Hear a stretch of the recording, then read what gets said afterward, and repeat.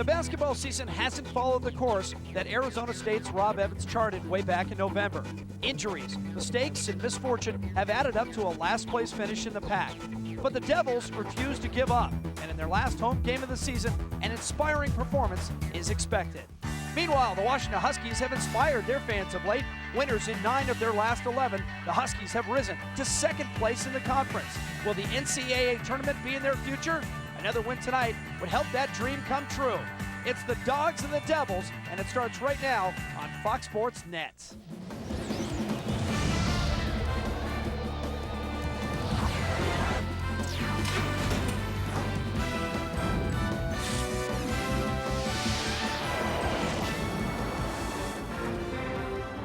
It is nighttime in the Valley of the Sun, one of America's most beautiful cities, Phoenix, Arizona, home of Arizona State University. Welcome to Tempe. It is the last home game of the year for the Sun Devils. Come on inside Wells Fargo Arena. It's Washington and Arizona State on Fox Sports Net.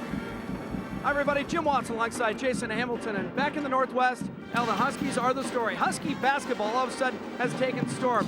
0-5 to start the Pac-10 season. Who would have thought this team would be in second place with a week and a half left in the schedule? They're playing with so much confidence right now. Clearly one of the hottest teams in America. 9 of their last 11, just on a roll. Yeah, they were last. They were at the bottom of that ladder. They have vaulted everybody but Stanford. The Cardinal has already won the Pac-10. The top 8 are going to the Pac-10 tourney, but UW is thinking a little bit more maybe about their first NCAA bid since '99. Why are they thinking that way? Because they are so hot. No game was better than Thursday night in Tucson. They upset the Wildcats in McHale Center. It wasn't pretty, but they got the job done. They did it a number of different ways, inside, outside, a lot of three-point shots. They shot 25, 20 of those coming in the first half, with the big fella Hakeem Rollins coming up with some big blocks and 14 points. Breaking down the defense, finding gaps, taking home the big dunk. Now, Lorenzo Romar, Jason, has just got to be so ecstatic. This team is playing balanced right now. Everybody's getting involved, but nobody is more consistent playing at a higher level than Trey Simmons. Trey Simmons coming off a huge 22-point performance. He had 21 in Seattle against Arizona State. You got to look for him to be a factor tonight. He does have a little thing on his hand, a little bruise on that shooting hand. That may play a role in how he goes off.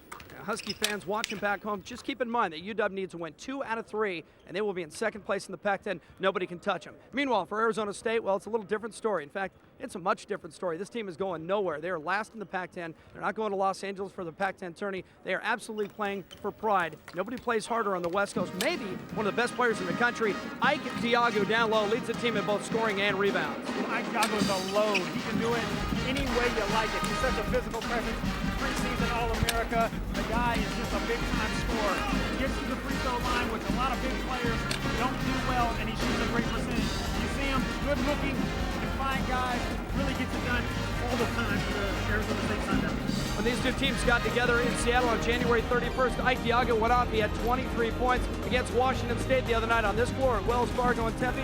He had 28 points. But Washington, well, they got a little guy there themselves, don't they? They got Nate Robinson, one of the most electrifying players in the country. Nate Robinson will lead Washington. They have to win 2 out of 3. They're going to Los Angeles, and maybe they're going to the postseason party. Dogs and Devils coming up next on Fox Sports Net.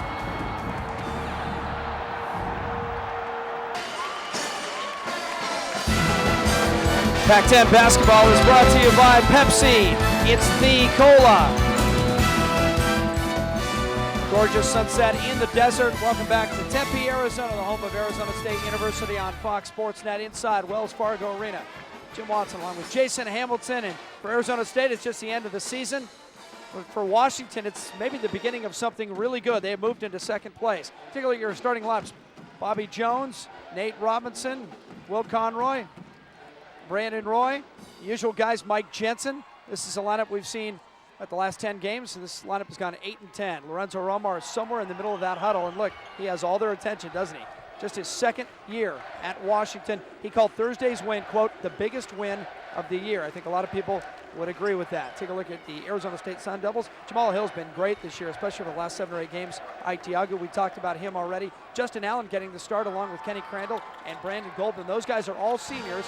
It's the last home game. Arizona State is last in the Pac-10, going nowhere. So Rob Evans has decided to give the nod to all of his seniors as thanks for 4 good seasons in Tempe. Rob Evans 7-4 lifetime against UW. And in Arizona State in 6 years, he's just a couple of games above 500. So Washington in the traveling purples and ASU in their home whites. And Jason, I mean, the obvious question, I guess we'll just do it and burn it out of the way. Any chance of a letdown after the big win over Arizona the other night? Well, there's always a chance, but you hope that that doesn't happen. Obviously, a big game for the Dogs in order for them to go further on and really increase what they can do in the postseason. Jensen gets the tip. I want to keep an eye on Mike Jensen. Mike Jensen started out the season a little slowly, then played very well for about 15 games, and I thought maybe he's taken a step back in the last couple of games. I'd like to see a little more out of Mike Jensen. See Arizona State starting that zone defense. Washington worked on that a lot today in the shoot-around, trying to get cutting guys to the basket. There's Mike Jensen from the corner, and he knocks down that mid-range jumper. He's a big man, about 6'9", but he likes to take it outside. He's got a pretty jumper. Full court pressure by Washington, taken away by Nate Robinson, and Nate Robinson controls.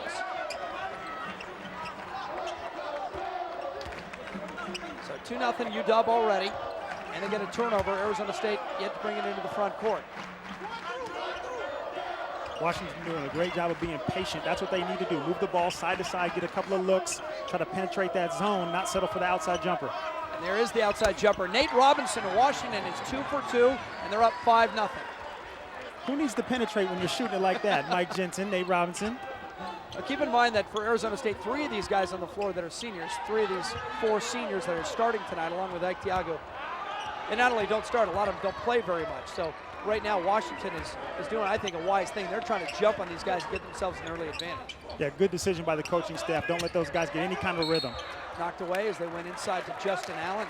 Justin Allen is just an amazing story for Arizona State University. As you get a look at Bobby Jones. Been pretty good for them as well. You see the series history, 33-21. There's Justin Allen. He missed all of last year with Hodgkin's disease. In fact, he was the 2003 recipient of the V Foundation Comeback Award. And that is amazing. This guy has come back and playing Division I basketball and looks healthy and happy. And he got a nice ovation by the crowd. Obviously, a job well done to come back from that adversity. Well deserved. Absolutely. So 1832, we're just getting started. Lorenzo Romar and the Dogs came up with a huge win at Tucson against Arizona the other night. I don't think a lot of people gave them a big chance to win that game, but they just kept hanging around, and they led the entire second half and wouldn't give it up. There's Jensen again. It's already hit once. That time no good. Knocked away and controlled. And then taken away by Nate Robinson. Brandon Roy will finish, and it's 7-0. And you can see the Huskies taking advantage of that inexperienced crew that's in there right now. I like to see that from the Dogs. Don't give them any opportunity to get in this game, jump on them right away. Oh, sure, everybody feeling real good in this building, but if you're wearing purple, you got bigger things to worry about. Conroy to the hoop, misses, and it bounces around and goes in. Thought it was coming out. It's 9-0. Coleman into the front court, give it up to Ike Diago. First time we've called Ike's name, he spins, and there's a foul on the floor before the shot. Nate Robinson. First time the Sun Devils have any opportunity to get it to the big fella. He tried to run the floor hard after the broken pressure. If they're going to have any chance tonight, Ike Diago's got to be a focus for them. Goldman will run the top for Arizona State. The point guard position has been a bit of a question mark for Arizona State all year long. Don't really have a true point guard this team. We'll see more of their regulars as we get on into the second half just a little bit. I figure this ball is going to get out to Diago an awful lot with this group on the floor. Diago working against Jensen, who just bodies up against him. Diago gets a shot. Mike Jensen, a good job not to foul Diago. And anytime Diago gets the ball that low, he's too good of a player. He's going to score that 9 times out of 10. Soft touch inside. Diago averaging just under a double-double, 23 points and 9 boards tonight. Conroy from outside. Flat, hit the iron, bounced out of bounds. And that jumper right there by Will Conroy, probably a little bit quick. Not the shot that Lorenzo Romar probably wants, but you see Ike Diago doing what he does best, banging you, bodying you, that soft touch, that soft jumper. That's just a good basketball play. Mike Jensen fouled out the last time these two teams got together in Seattle. He's had a lot of foul trouble recently, and you got to figure that Romar and the coaching staff talked to him, and he's conscious of that. He might have picked up that one. Bobby Jones called for that foul. And I talked about, Jim, in the open, Ike Diago trying to expand his game. The one thing he does a great job of is getting to the free throw line, but he caught that ball in the wing, put that ball on the floor 2 or 3 times, and for him to go to the next level, which is the NBA, he's going to need to expand on that. Diago at the free throw line, and that's been said an awful lot this year. In fact, Ike Diago he needed 8, now he needs only 7 made free throws to tie the Pac-10 record of 237.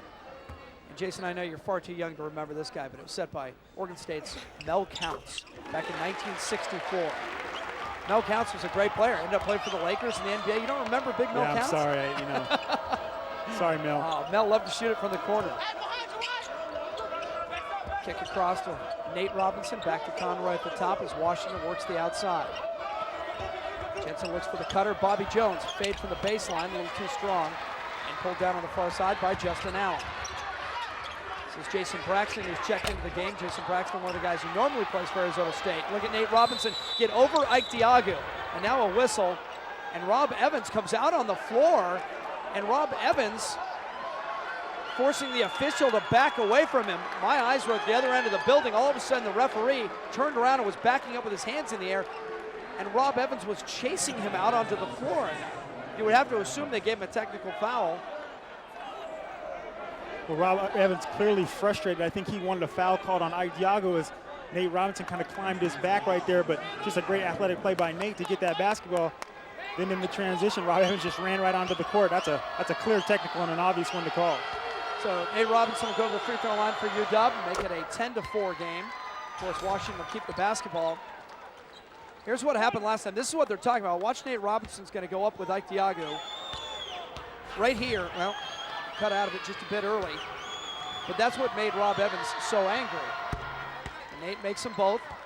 So Nate Robinson and Washington increase their lead to 11-4. They opened this game with a 9-0 run.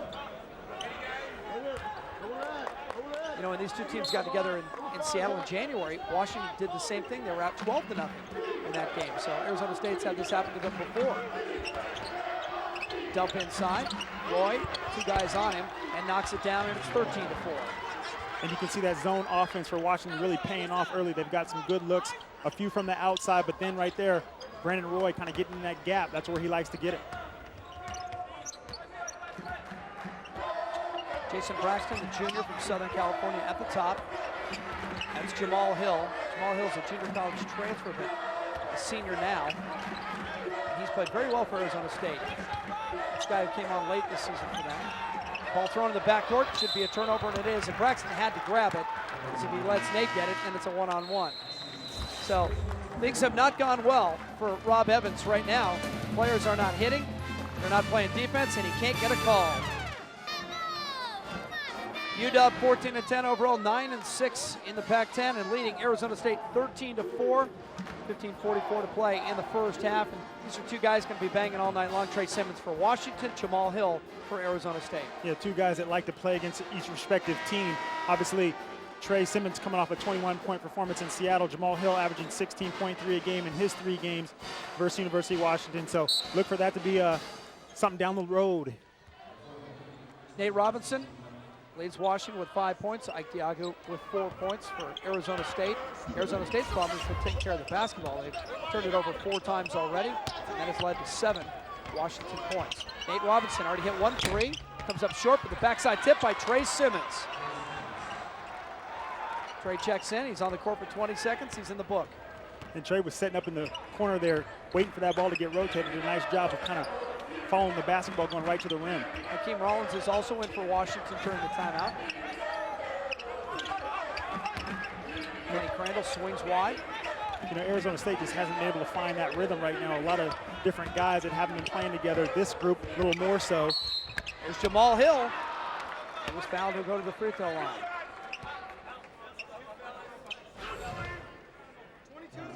You can see as Trey Simmons gets that offensive putback, again, no block out on that weak side from Arizona State, not finding the guy. That's one of the most difficult things in the zone is kind of finding the man, finding everybody, get the guy called off, and going right to the glass. Yeah, that is the negative part of the zone is when that ball goes in the air, you got to find a body, you got to get a back on a chest and keep people off the glass. Free throw by Jamal Hill ends Washington's 6-0 run. Checking into the game now. Serge Ngunu for Arizona State. Ngunu's a great player, freshman from Albuquerque, and you get a little taste of him here tonight. Hill makes them both. 15-5, Washington. A win tonight and at least one more win against either California on Thursday, back in Seattle, or Stanford to close out the Pac-10 season, and Washington will lock up second place in the Pac-10. There's Roy. That's just a 2. Just a 2. Mark Reiching, our official, right on top of it, as always, 17-6. And I haven't seen the patience like the Washington Huskies are showing right now. They haven't been that way all year long. They're really taking their time and finding their spots, doing a really nice job offensively in a great rhythm. And that's one of the things that people like about this Washington basketball team is they're exciting to watch. They run up and down the floor. A lot of guys get involved. And they're a little bit unorthodox sometimes, but now it looks like tonight, yeah, they've really made a concentrated effort to settle down and play within the system. Kruger at the top. That's blocked and controlled by Roy. That's a good play. They do not have numbers.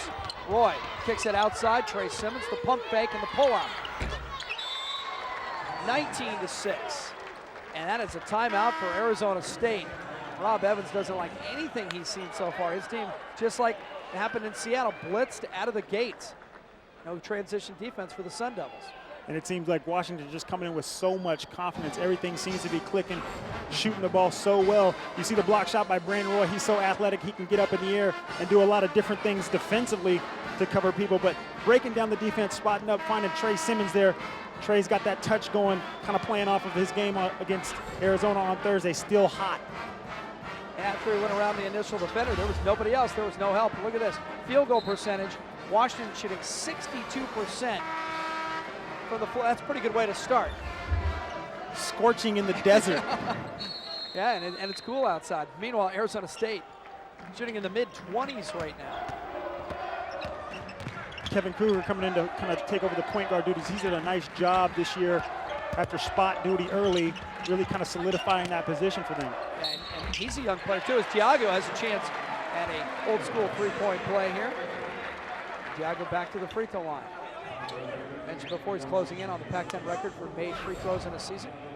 And there's no question, dribble penetration by Kruger, but Ike Diago, he's got to touch the basketball as many times as possible for this Arizona State team to have a chance. You got to look for him each time down the court. Kevin Kruger does a nice job there to find him. Diago couldn't get the bounce. Akeem Rollins pulls it down. Here come the Dogs again. Nate Robinson goes around Kruger, pulls up. Interesting decision by Rob Evans to get out of the zone, play these guys a little straight up man-to-man, see what Washington can do in a regular set offense. Here's Anthony Washington, spins baseline, a little too strong. And Gooner with the rebound on the opposite side. And quickly they go the other way. Diago running and runs out of room. He's able to save it. Arizona State is back this time in transition defense. Robinson a little too strong. Kevin Kruger shovels ahead. Jamal Hill for the flush. Great look ahead there by Kevin Kruger. Jamal Hill's kind of sprinting out. Nate Robinson looked like he didn't know what he wanted to do with the basketball right there. Kind of got caught in the air, led to that turnover, but good heads-up play by Jamal Hill and Kevin Kruger. Jason, you pointed out Arizona State came out of that zone. They were forced to come out of that zone because UW shooting the ball so well. And now they've missed 2 in a row. The other way, lead bounce pass to Hill again, who's running the floor. Rexton fed him from about 45 feet. All of a sudden, ASU's got a little spark now. And I like what Arizona State is trying to do. They're kind of clinching down a little bit defensively and really trying to run the basketball up the floor. This transition possession here, Jamal Hill kind of leaking out for the dunk. But they get back-to-back possessions. Now 2 opportunities. Jamal Hill twice gets to the line in the second one.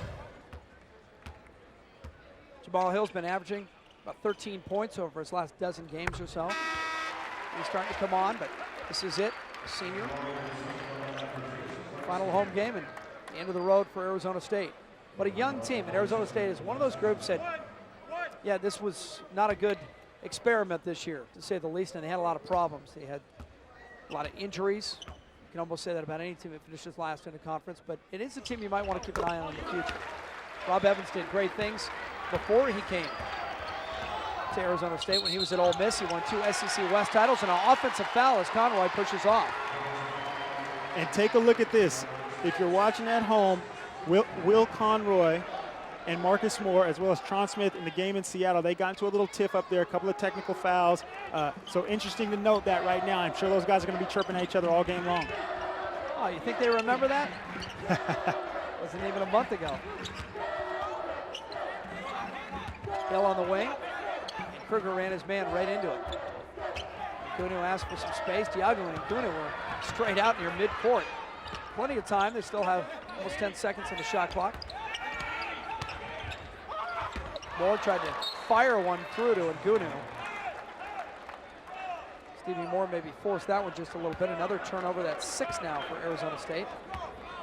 And Stevie Moore's a guy who, coming out of junior college, big-time scorer, kind of hit the wall a little bit in these last few games, kind of slowed down his scoring average, hasn't really felt that rhythm. Stevie Moore loves to shoot for 3. Knocked out of bounds, and Washington's going to keep it. Timeout on the floor with 11:59, and so far it's been all dogs. We were talking about a possible letdown after the big win in Tucson the other night. Well, forget about it, because the Dogs are shooting over 60% from the field. Now, beginning Monday, our entire 6:30 show will be devoted to Mariner players and coaches before they made it to the major leagues. Our month-long series Before the Bigs begins with Jamie Moyer on Monday, March 1st. And that week, you'll also head to the towns that produce Willie Bloomquist, the skipper, Bob Melvin, Gil Mesh, and Ryan Franklin. It's the Northwest Sports Report Before the Bigs, and exclusively on Fox Sports Net, and coming in March. If you like the Mariners, keep it tuned to Fox Sports Net. 1912 Washington, 11.5 minutes to play in the first half. Curtis Allen, the only senior for Washington on the floor. Anthony Washington, the putback flush, and he hit it off the heel. Curtis Allen, jump stop in the lane. Need a bounce, didn't get it. Hakeem Rollins, a third look for Washington, and finally out of frustration, and Gunu just wraps him up. Hakeem Rollins coming off another great performance for him, probably his best performance of the year at Arizona. Back in his hometown from here locally, Mesa, in front of his folks and family. Trey Simmons, spot-up jumper on the inbounds play. How do you think coming home, playing in front of his friends and family had anything to do with Hakeem Rollins' effort? 14 points, all in the second half against Arizona. It looks like Trey Simmons is from down here. He's over here burning it up already. Trey Simmons, of course, a local Seattle kid. Yeah, the other night, I was watching that Arizona game that you and Chris Marlowe did, and it seemed like every time Washington needed a big basket, Hakeem Rollins was there. He was. He came with some huge block shots, too, some offensive rebounds, and down the stretch, he was a factor. He wasn't the guy you normally think of, but down the stretch, he came in with some big buckets to kind of lead them. Curtis Allen, the leave inside for Hakeem Rollins, and Gunu takes him to the floor, and he goes down hard. And then Gunu says a little something to him as he looks down on him, like Ali over Liston. And the ball, of course, getting stuck against the rim. He just jammed it in there. Rollins looks to be okay. There's no love lost between these two teams after what happened in Seattle, but Serge Anguno, coming off that knee injury from last year, still's got a little bit of hop in there, but clearly got him on the wrist. Hakeem Rollins tried to go up strong and take the rim down. Yeah, Hakeem went down strong, but you can't really blame Gunu for that. He just made a good, clean block on it. Well, it looked like a clean block. Sends him to the free throw line, but I don't think he pulled him down to the floor.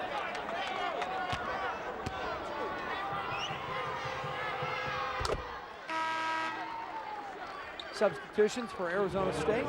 Keith Wooden comes into the game, along with Tron Smith.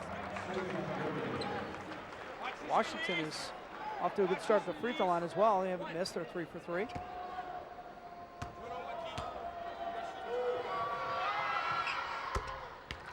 And Rollins makes it 4 for 4. Good soft touch there by Hakeem Rollins. He works on his free throws, improved steadily over the year, but nice soft touch. You can tell he's got a good base. Can definitely improve on that as the year progresses and going into next year. Smith throws it up and he's fouled. Oh, this is the part of the year where free throws make a difference. You've got to make your free throws in the Pac-10 tournament when you go to the NCAA tournament. Watch how many games are decided because guys can or cannot convert from the free throw line. And coaches spend a ton of time at this time of the year. Not that they don't do it during the whole year. It's important for every single game. But like you said, it's always important in these crucial games, in these crunch time games, and into the postseason. Jason, when you played for Bob Bender at UW, did you guys shoot your free throws in game conditions? In other words, did you run and then shoot free throws so that you were tired? Definitely. That's the best way, and I think the only way to do it. You got to simulate game time conditions in order to really know how you're going to respond. And, you know, we definitely did that when I was a player. Trey Simmons turns it over, dragged his foot. Third turnover for Washington. I think Lorenzo Romo's done a good job this year being patient with this team. Just mixing lineups early in the year, trying to find that chemistry, waiting for this team to find itself. When they were 0-5, people were burying this team. And And yet Coach Romar, he stayed with them. He didn't quit on this team. He knew they were better than they had showed. Diago gets forced out of bounds. They're just going to call it a turnover. Good defensive play there by the Washington Huskies, kind of pinching him in, kind of bracketing him in, giving him nowhere to go. As you see, Hakeem Rollins over the top, Bobby Jones down low. Nowhere to go, big fella. The travel. 8 turnovers for Arizona State. Washington has 13 points off those turnovers. Missed that time, pulled down by Stevie Moore, went up high. Moore brings it into the front court.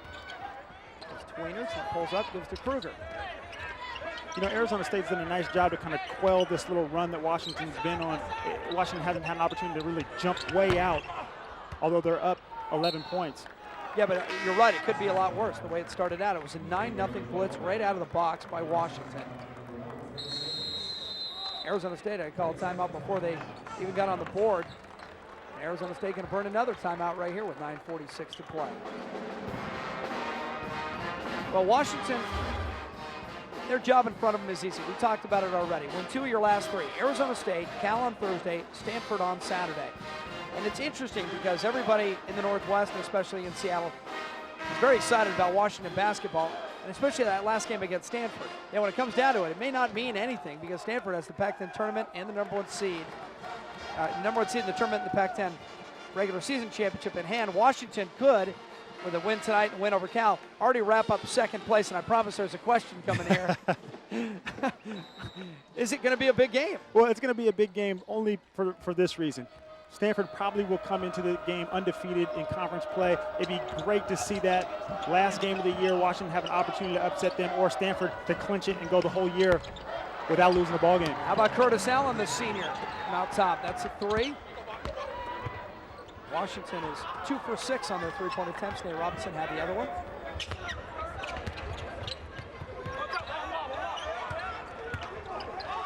Diago spins in the fade. He's just so smooth for a big guy. Diago goes about 6'8", but he's just thick. I just like the way this young man plays. Conroy gets it swatted away by Stevie Moore. Good hustle.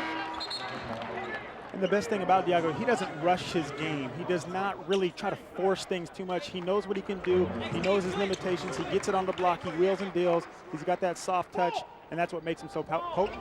Yeah, when they give him that entry pass down the block, he finds the defender with his back, and they just adjust from that point. Tip outside to Allen. A couple of Huskies on the deck. There's Roy and Bobby Jones. Conway thinking about a screen. The 2-man game goes baseline. Rollins, and now all 5 guys touch it as it comes back to Allen. Again, patience by the Huskies. Roy to Rollins. Count it. Count the basket.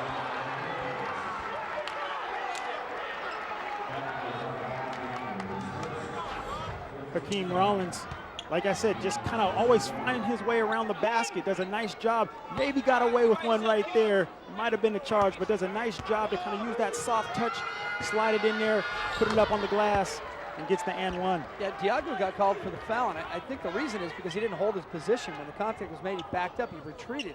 If he takes that contact and goes down, I agree with you. I think it would have been a charge. The officials looked at each other too, a little uncertain maybe on that call. Who's gonna step up and make it? First 6, Mike Reed and Mark Reichling, our officials tonight. They go to top with Allen giving chase. Moore wants baseline. They turn it back middle. And that was great defensive help by Conroy. Here's Allen. Allen giving up late to Bobby Jones, who got it back and scores. Transition offense by the Dogs been a killer so far. And conversely, Arizona State at times has been successful. We saw earlier 2 plays back to back. But again, they just haven't really found that rhythm turning the basketball over there. Well, there is a contrast right now. Washington, you mentioned it early in the game, is playing with a lot of patience and a lot of poise right now. Obviously playing with some confidence as well. And Arizona State playing a little out of control, a little bit over the edge right now. Washington on a 5-0 run. It's been a game of runs. Washington had one, and Arizona State answered back with a 6-0 streak, and now 5-0 tear for Washington. Allen misses. Jensen knocked it out of bounds. Refs are letting him play a little bit, aren't they? And you got to like that. A physical play in the end of a Pac-10 game, that's what it's all about. 7:55. The senior, Curtis Allen, knocking down the 3 ball. 31-14, the Huskies over ASU. Jim Watson, Jason Hamilton on Fox Sports Net in Tempe, Arizona, Arizona State University. Now there are some of the most storied teams in NCAA history, and on March 11th, they will take the court to decide who will earn the automatic bid to the NCAA tournament and who gets sent home. The men's Pac-10 tournament, presented by Pacific Life, starts March 11th and only on Fox Sports Net. Points off turnovers, that says an awful lot, doesn't it? In fact, since Rob Evans got his technical, Arizona State has been outscored 22-10, so he's been trying to spark this team, but it hasn't worked. Yeah, Washington's done a nice job of just kind of jumping out on top early. Now they're kind of finding their rhythm offensively. Nate Robinson is back in the game for Washington. That ball was deflected, touched by Arizona State, so he can go in the backcourt. Skip pass to Conroy in the corner, hesitation dribble. Bounce to Jensen. Jensen against Diago. Jensen, a second try, pulls it down. He got knocked by Diago, and Wilfred Femini is also in there. You know, Mike Jensen doing a good job of getting some low post position. Diago kind of holding his ground. He's got 43 blocks on the year. Not exactly sure where that push came from. I didn't see that. I think they gave it to Femini. And a travel turnover on Roy. You know, defensively, Arizona State hasn't played that poorly. Obviously, with the 4 seniors starting out the game, it's not their normal group. They kind of got jumped on early, but since then, although Washington has kind of broken up in this lead, they haven't played that bad offensively. They just need to kind of get into a rhythm, find Diago, move the basketball, and get it going. That's Wilfred Femini. Femini's a freshman. And he's one of those guys that gives you hope for the future if you're a Sun Devil fan. Diago inside, look at all the attention he gets, and he's able to shovel it up and in. And there's a good example right there. Arizona State looking for the guy that can get it done. Diago on the block, rotating that basketball from side to side, perimeter to perimeter. And this is where Diago does his damage. Block to block is where he's the most comfortable. He just puts that big body down and says, come on, fellas, I'm ready for you. Yeah, he's been taking that all year long, and this is a guy, you got to give him a lot of credit. With all the frustration and all the might have beens here in Tempe, this is a guy who's continued to keep his game at a high level. You got to respect a kid that comes to work every day. Not that this is work, this is college, these are student athletes, but, you know, knows what his role is, on this team, and, you know, leads by example. He sure does. He's got 11 points. He's the only guy on the floor for either team in double figures, and that's a foul way outside. Stevie Moore trying to deny that lead and just reached where there wasn't an opening. Well, how long does Diago stay? That's a great question. Yeah, another year? And I think that's something that Rob Evans has got to be concerned about. He's obviously going to get those looks. He's a little bit of a tweener, though. I think that's why he's got to kind of expand his game a little bit. Maybe work on that outside jumper, maybe work on some of those post moves a little bit more, and his footwork, and then we'll see where he goes. Yeah, I'd like to see him stay at least another full season. He's getting better every year, but it's not his time yet. There he is, that mid-range jumper, a little strong, and that's over the back on Femini. And that's what we were talking about with Diago. If that's a consistent jumper for him, he goes to the next level right away. If he makes that a staple in his game, you know, a la Elton Brand or somebody like that, who I kind of see him very similar to, you know, he's going to do great things at the next level. Yeah, that's a good comparison. He's 6'8" in the league. You're not going to play with your back to the basket. You're going to be outside. You're going to have a mid-range jumper. You're going to have a more complete game. The problem for him is that's what they need him to do here. Right, and sometimes, you know, at the college level, guys get pigeonholed a little bit because it's the need of the team, not necessarily what they're going to be doing at the next level. But once he starts putting that ball on the ground a little bit, starts wheeling and dealing a bit more, he's going to kind of go into that prototype 4 spot. Washington now 7 of 8 from the free throw line, and Jensen gets a foul. This is one of the things that, with Mike Jensen of late, and I think he's got to be real aware of this as they go to postseason play, is that he can't get fouls 45 feet from the basket. Because Mike Jensen needs to be on the floor for Washington. Yeah, he has to understand exactly how important he is. I think sometimes he doesn't really recognize that. Washington doesn't have very much depth in the front court. Anthony Washington's been sporadic. Hakeem Rollins has been sporadic. So he needs to step up when it counts and can't have those kind of fouls. And we talked about how this Washington team went through some growing pains early, and they started out 0-5. Lorenzo Romar was trying to settle on a lineup Roy and Jensen are the only guys on this roster that have started every game coming in today. And they need Jensen's size. They're an undersized team. And Mike Jensen can definitely help your ball club. He's a guy very athletic, can shoot the outside jumper.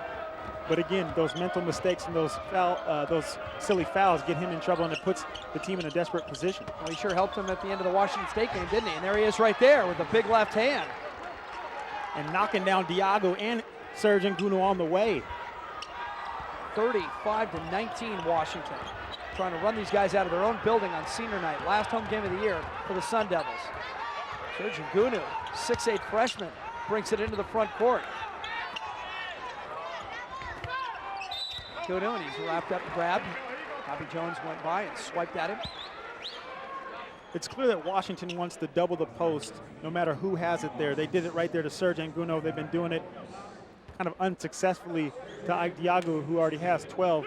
But when that ball goes in the post, they're getting that front to back bracket, making it difficult for them to pass out or make a move offensively. We were talking about how important free throws are, and just a little sidebar story. Washington's 7 of 8, and Arizona State is now 10 of 12 from the free throw line. So something I like to see. I'm an old school guy, and I know every kid out here has 4 different kinds of dunks, but if you're not shooting 75% from the line, you're not doing your job.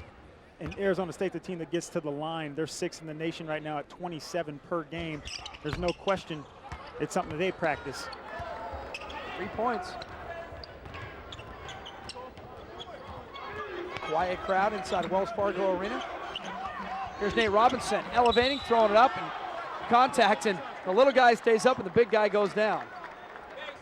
I tell you what, he's a load at 5'9". Geez, he comes in there extremely hard, dribble drive penetration.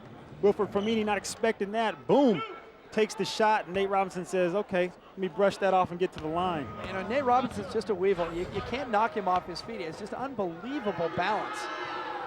And he goes, you know, they list him at 5'9", and I don't think he's ever going to let anybody measure him again, but he's got to be more like 5'8".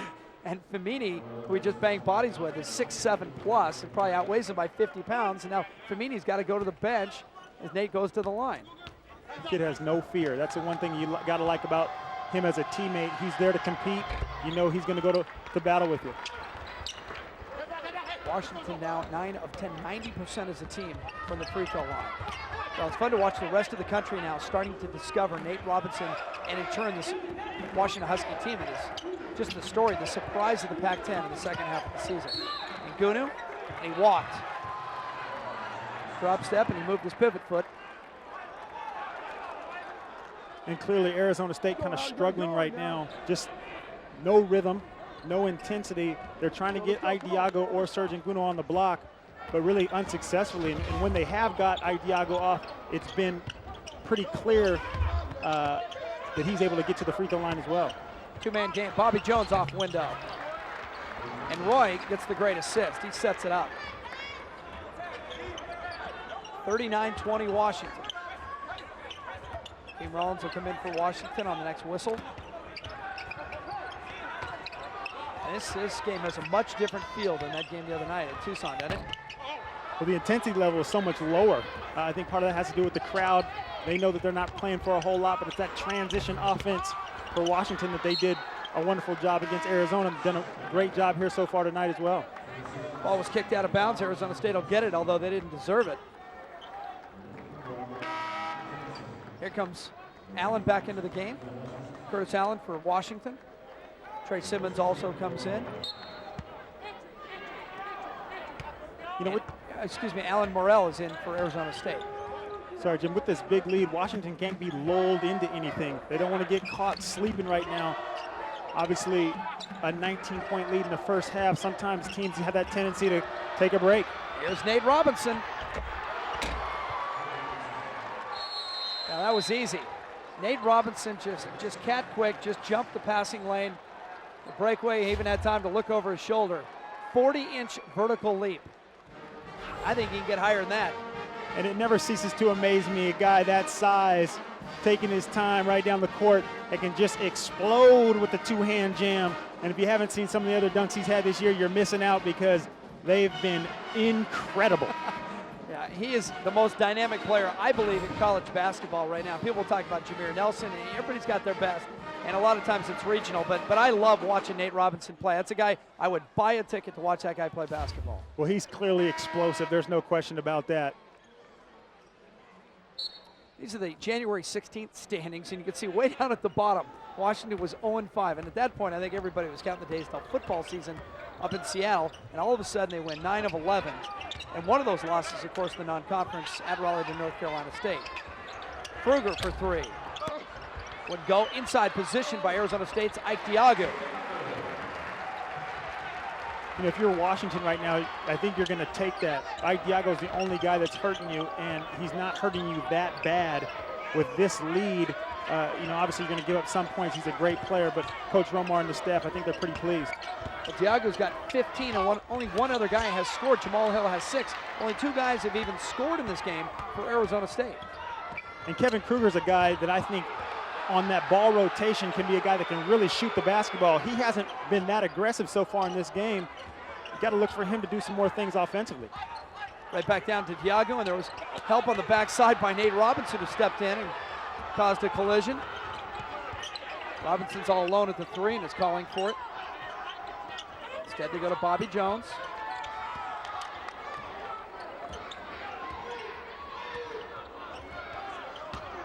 Curtis Allen with the crossover.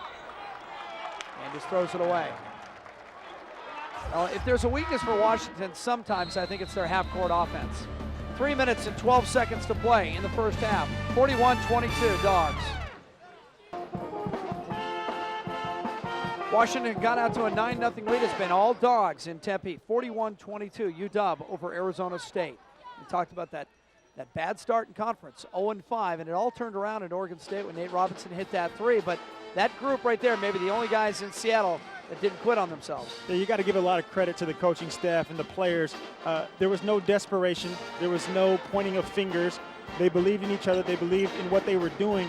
It just wasn't clicking quite yet. We talked about the lineup shifts that were going on. They had to find a rhythm.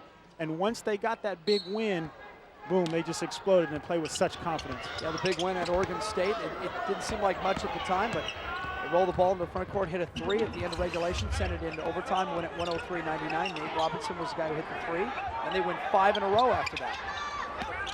And that, I thought, was the point where Nate Robinson took over as the leader of this team. Well, Nate's the kind of guy, he's so confident. He's got that arrogance, that swagger about him. You know, he's the guy that wants to take the big shots when it really counts. But you know what? That shot is the kind of shot that can catapult your team, and it did. Meantime, Arizona State goes down, dumps it again to Ike Diago. He's fouled again, and again he goes to the free throw line. Diago buries that free throw, so he is closing in on the Pac-10 record for made free throws in a season. For those of you as old as I am, he's about to eclipse Mel Count's record. You'll see, when you're old enough to have a pass, Jason Hamilton, you'll understand that when guys from your era start to go down, it kind of hurts a little bit. A pass? I thought I had a pass. I wasn't sure. You have no idea. Just wait. Under 3 minutes to play in the first half. Arizona State's 12 of 15 from the free throw line as a team, and Ike Diago's 7 of 8. So Diago now needs just one more free throw to eclipse the Pac-10 record. Diago's got 17 points to lead everybody in this game too, so he's having a good night. There he is, steps in, a turnover and controls. See, he's one of those guys, I think, in this conference that doesn't get enough pub because his team is not very good. Oh, you're exactly right. If Arizona State had Washington's record right now, Ike Diago would be a possible Player of the Year candidate in the nation. Inside the putback by Chris Lowe, it bounced in and out, wouldn't stay down. Here's Nate Robinson, quickly front court through the hands of Curtis Allen. And a foul in the back court. I think a frustration foul right there by Nate Robinson. Trying to run that break, wasn't an ideal break. Got the turnover, try to go over there and get it right back for the Dogs, and picked up a cheap foul. Jamal Hill at the free throw line, had a good game when these two got together in Seattle on January 31st. 16 points for him. Last turnover was the 7th of the game for Washington. Arizona State has converted those 7 turnovers into 7 points, plus this. One more, guys. Thank you. And Jamal Hill's a guy for Arizona State that I think they probably expected a little bit more out of his senior season. You know, when it rains, it pours sometimes with the injuries and what have you. But, you know, he hasn't really done exactly what they wanted so far this season, and that's a tough way to go out. He just missed his first free throw of the night. He was 4 for 4 prior to that one. And listen how quiet this building is. In and out, he misses them both. And Tiago's right there, wrapped up with Anthony Washington. You know, Anthony Washington doesn't get sick against North Carolina State at halftime. I think they win that game. Yeah, they definitely needed him down the stretch for some rebounds, some block shots. They were so close in that game, had opportunity to win that ball game. But yeah, Anthony Washington, he's another guy that can step up in more ways than he's done so far this year. And they're so young. Every guy in the starting lineup is either a sophomore, I think one junior, right? So everybody's back for next year. And nobody's even talking about next year because all of a sudden this year has become so interesting. Kevin Kruger goes to the free throw line for Arizona State. He's starting to find his place here. Freshman from Marietta, Georgia. And now they're struggling at the line. Romar's talking about something. He's talking about his guys getting knocked in the melon and no whistles. Call it on both ends, ref. Call it on both ends. Just a little politicking, a little lobbying. That's a coach's cry, isn't it? You know, one of those things where, hey, my guy's getting hit on this end. Your guy, or the other guy over there, he's getting hit. We're not getting a call. Come on, what's going on? Arizona State misses 4 straight free throws on that sequence. Under 2 minutes now, and Allen dragged the foot. So a little hesitation here on the part of both teams. A little apprehension. You know, a good opportunity for Arizona State to kind of step in right now. Washington's kind of on a lull offensively, not really doing a whole lot. Arizona State, if they could find that rhythm, they could close this gap. Arizona State is starting to shoot a little bit better, but they've struggled from the field. And there's Ike Tiago, who's having a great first half. He's got 19 points for the Sun Devils. And Ike, sensing that double team is coming, makes a quick move right there, doesn't hesitate, goes straight up with the basketball. And the same thing again. Everybody seems to be thinking just a little too much for Washington right now. 6-0 ASU run, chance to add on to it. Now, Ike Tiago's been better than anybody tonight. 7 of 8 from the free throw line, 6 of 8 from the field, and 19 points. And he's showing us a little something from everywhere. Yeah, and like I said, you know, he's bodying people up that fadeaway jumper, but now recognizing the double team is there, strong as an ox, gets to the line. And playing a little defense right there, that led to points as well. 1:20 now to play in the first half. There's Tiago, he just hit from there, that time a little bit short. He might be gassed. He looks tired right now, trailing the field.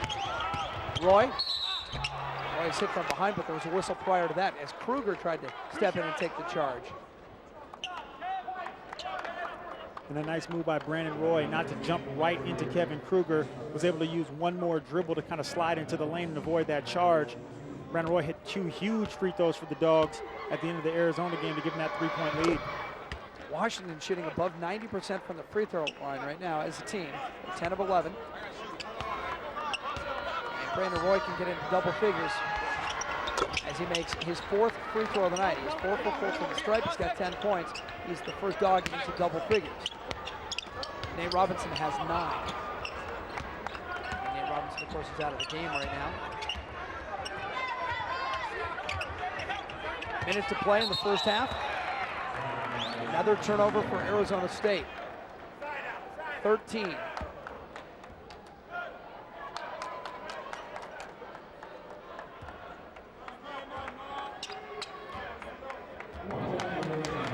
Now, you said Arizona State had their opportunity. They were down 17 with 2 minutes to go, but Washington had turned it over in consecutive possessions. Sun Devils didn't step in. Yeah, I think they missed their opportunity. Washington then responded with a couple of baskets and a couple of free throws, and now with 50 seconds remaining in the half, and Hakeem Rollins going to the line, I think that window has now shut, and they're gonna have to work on the next 20 for the second half. Chris Lowe just pounded Hakeem Rollins down on the block. Lowe's just a freshman playing a little excited right now.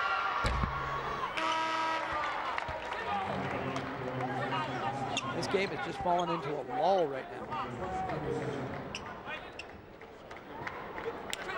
Only the second miss from the free throw line for Washington tonight.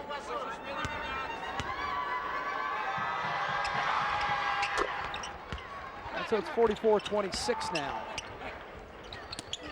You know, Jim, I played on a couple of bad teams in my career, and sometimes it's hard to play inspired basketball when you've had a tough season, a lot of down moments. But I don't think the Sun Devils are going to quit. I think even with this big lead in the first half, they're going to come out swinging in the second half. Well, yeah, if anybody at home thinks it's just lip service from us, look at Diago working down low as you watch Kruger bang the three, the first three ball of the night for Arizona State. But Diago is just banging back and forth on the block. And that's an important three-pointer by Kruger right there. He's able to stretch the defense then. Now in the second half, you got to look for Kruger being on the same side as Ike Diago so they can't bracket him down low. And he can sit out there and shoot those three-pointers. There's another turnover. This time Trey Simmons moves his feet. I can't remember the last time Washington hit a field goal.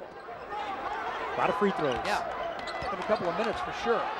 And yet they still lead by 15, but it's college basketball. We know. There's Hill swinging through. Missed that one. The putback by Stevie Moore wouldn't go, and that's kind of a reflection of Arizona State's season, isn't it? Just two a shots, little bit short. Could have gone down. Ike Diago is the big name in the first half. Well, he was the big name coming in. And you can see Washington using that three-pointer to kind of set things up, set that tone. Curtis Allen here with his big three. Washington was 2 of 8 in the first half from three-point land. But Ike Diago, the big guy down low, he was the guy that they needed to have a presence here today. Doing a big job with 19 points in the first half, getting it done. Mike Jensen coming right back. Drive to the lane. And then Nate Robinson with the Showtime flashy dunk. Like he always does. Seems to get one every game. Everything Nate does is flashy. Here's your numbers from the first 20 minutes.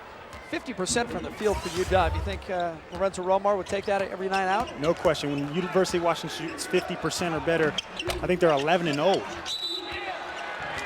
Jensen misses that opening look here in the second half. Jensen just 4 points in the first half. He didn't get extended minutes like he normally does. And almost everybody for Washington, 2 fouls in the first half. So we'll watch that and see if that story starts to develop. If anybody gets into some foul trouble. Washington starting on that man-to-man. Braxton cut off the baseline by Nate Robinson, out to Kruger, loses Conroy. 17-footer, skids off the heel. Jamal Hill misses, Jensen rebound. Bobby Jones the other way with a 1-on-3 and wisely pulls up. Skip pass to the open Conroy for a tray. It's a nice play there by Mike Jensen, kind of taking his time surveying the defense, kind of putting that one dribble down to see where the defense was going to react, and then finding Will Conroy cross court. Third three-pointer of the game for Washington, but they're only 3 for 10 as a team.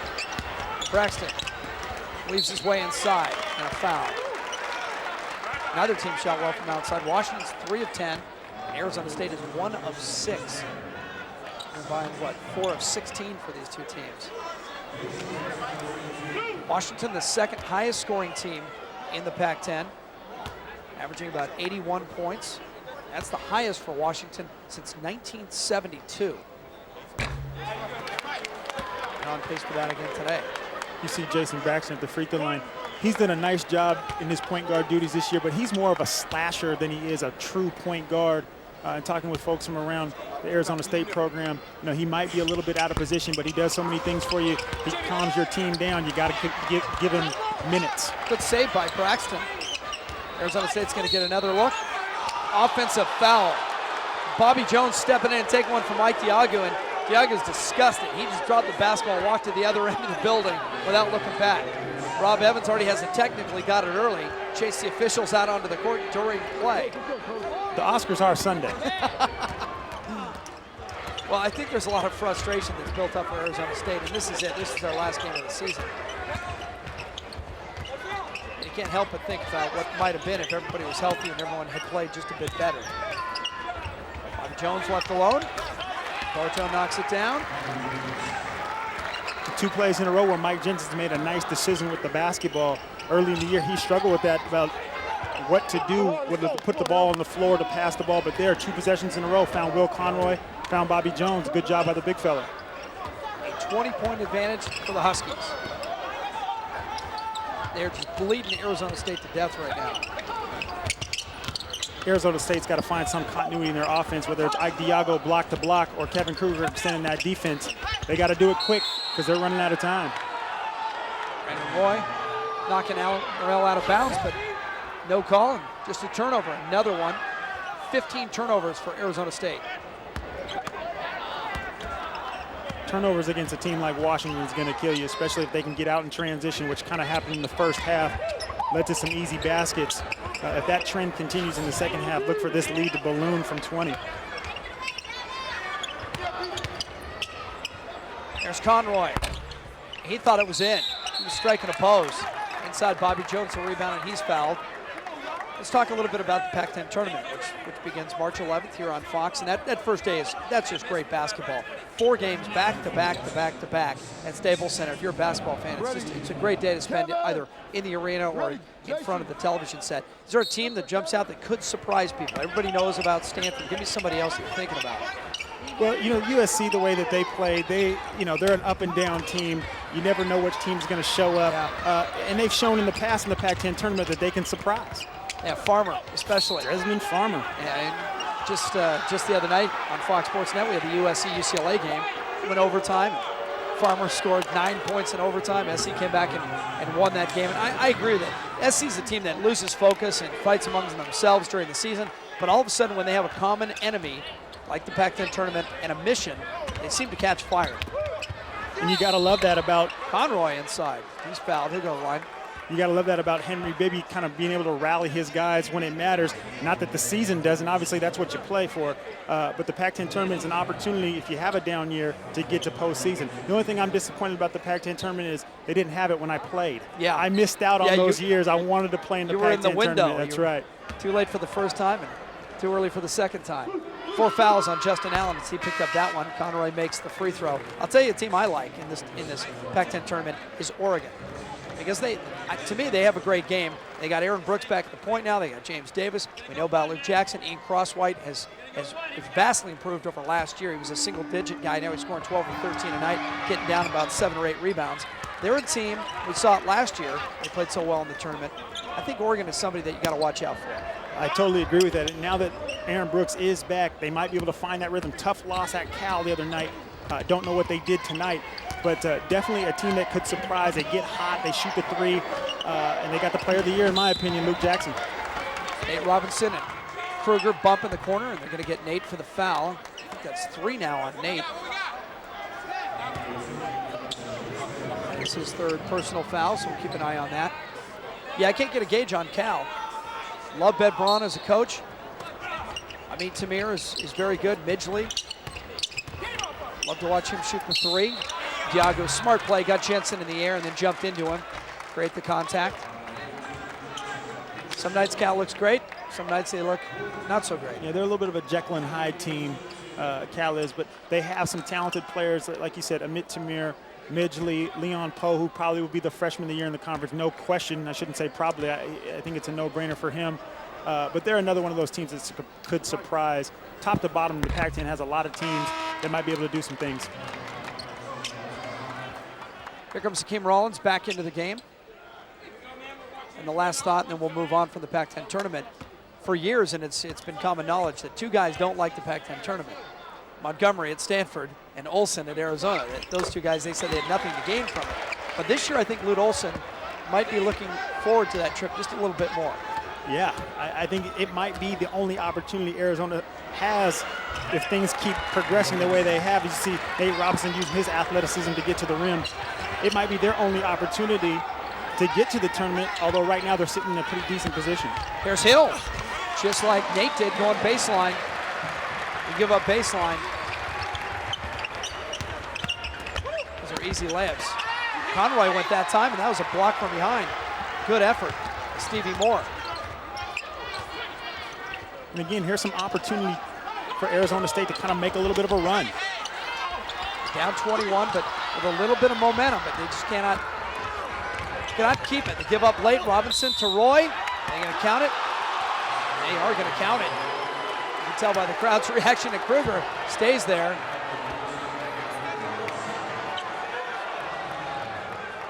Now, this crowd, much like these players for Arizona State, Rob Evans, the head coach, it's been a long year for these guys.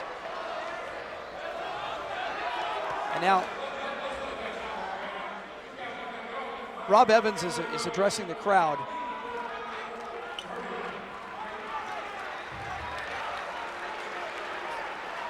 Now on that last call that didn't go Arizona State's way, a water bottle was thrown onto the floor by the fans. We don't know who it was. It came from behind us, skipped across the floor, was not close to any players. But immediately Rob Evans walked to the PA announcer, picked up the microphone, told everybody to calm down and let us play basketball. So they're going to clean up some water on the floor. It's a full water bottle, and it hit. The lid didn't come off, but it did spray around. And of course, that's just foolish, because your own players are out there too. And I don't know that it was an Arizona State fan, and we're assuming because we're in Tempe, but your guys are out there too, and everybody's got to run through that water. And clearly, you don't want to see a player get hurt in this situation. Rob Evans obviously doing the right thing, getting immediately on the mic. That's not how he runs his program. He's a class guy with a lot of integrity, and addressed that situation.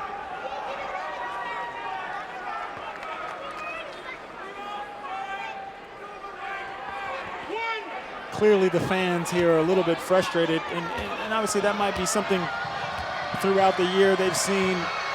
Maybe what they think is poor calls, but you can't do that in college basketball. Bobby Jones, double team, ball on the floor, taken away. And finally a late whistle. Keith Wooden came over and ripped that ball away from Bobby Jones, and then Jones gets called for the foul. And that absolutely was frustration on Bobby Jones. He thought he was fouled. And if you're Washington right now, you don't want to lose your cool. You have this game well under control with 16 minutes to go.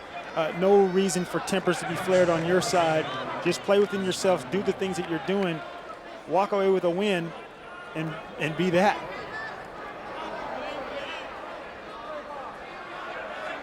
Washington is trying to do something they haven't done in a long time. That's sweep ASU. The last time they swept Arizona State in the season series was 1997, and this would be the 5th road win in conference for them. And the last time they did that was 1986. That's what this team has done, is made us go back into the books, start to look at things. Last NCAA bid was 1999.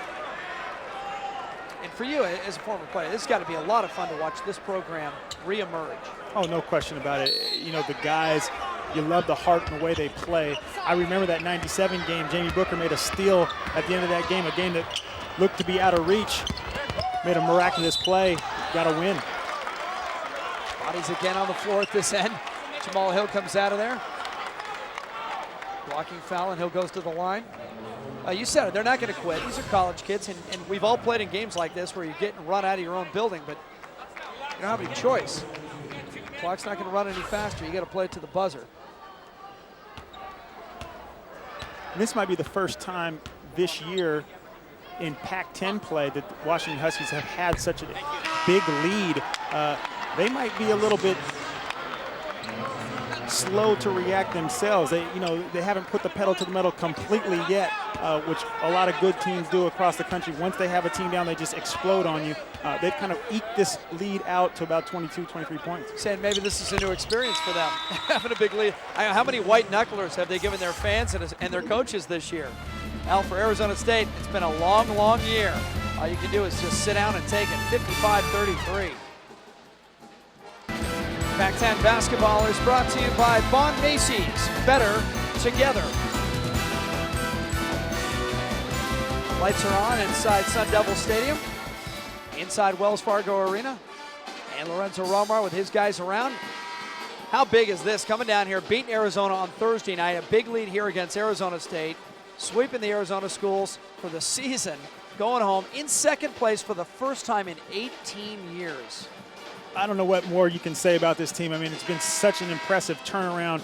The confidence that they've shown throughout this big run has been extraordinary, and they're just they're so fun to watch. I think that's the thing that's kind of made the city of Seattle a buzz is their up-tempo style of play, the characters they have on the team, and that guy right there, number 2, Nate Robinson, kind of bringing down the house with those dunks. Home Thursday night against California. If they continue to win this game and then beat California on Thursday night, they will lock up second place. And then it'll all come down to that last game as Conroy turns it over, he drags that foot. It'll all come down to number 1 Stanford coming in there, trying to close out an undefeated regular season. No Pac-10 team has ever done it. UCLA did it when it was the Pac-8. Again, Jason, before your time. But you can't say that game isn't going to be huge. There's going to be a lot at stake there. Pride, the way you go into the Pac-10 tournament. You don't want to go in on a losing note. Stanford gotten the respect they're due. Granted, they're #1 in the nation, but East Coast, I think it's a grudging respect that people don't think they play anybody out here. Yeah, and the Pac-10 admittedly has been a little bit down this year, but still, to do what they've done this year, it's still a hard feat. Absolutely. Robinson against Kruger. Those guys are going to see each other for a long time. Kruger's a freshman, and Robinson a sophomore. Hakeem Rollins, and Rollins pushed off before the rebound. Offensively, it's tough for Washington right now with this big lead. They're trying to pass and cut, kind of run some clock. But you don't want to get into that lull where you're not being aggressive, and that's the fine point that they're kind of learning right now. Like I said, haven't had many opportunities so far in the Pac-10 to play with such a big lead. Interesting to see how they respond in this last 15-20. Here's Ike Diago at the free throw line, and this is a little bit of history right here. He right now has 237 made free throws this season. That ties Mel Counts back in 1964 for the most ever. If he makes this, Ike Diago sets a new Pac-10 record for free throws made in one season. And there it is, 238. I'm not sure if I had 238 in my career. That's big time right there. Now that's getting hammered an awful lot and then going to the free throw line. Congratulations to Ike Diago. He's a great kid and a tremendous competitor. I hope he sticks around all the way through his senior year. I like watching him play.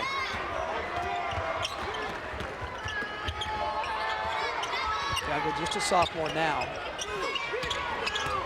Diago's got 22 points for everybody in this game. Inside, gonna count it. Kruger's ended up on his back a couple of times under the basket. And Kevin Kruger just a little bit late right there in that switch off, trying to slide himself underneath, but an aggressive play by Hakeem Rollins, trying to get all the way to the rim and extend it. Does a nice job of using his body, kind of snaking in there. And he was trying to dunk that one, no question about it. There's your guy Rollins again, and he's really emerged here in the last few weeks of the season as another guy that is playing above what was expected. And it could come at a more opportune time for the Huskies, especially in this stretch run, to have one of their post guys do well.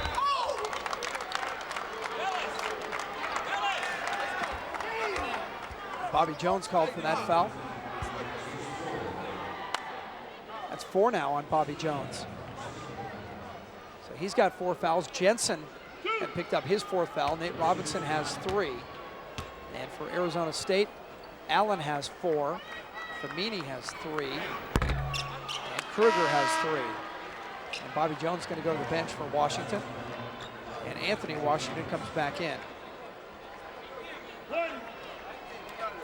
If you're Arizona State right now, you got to try and stay positive. Basketball is a game of runs.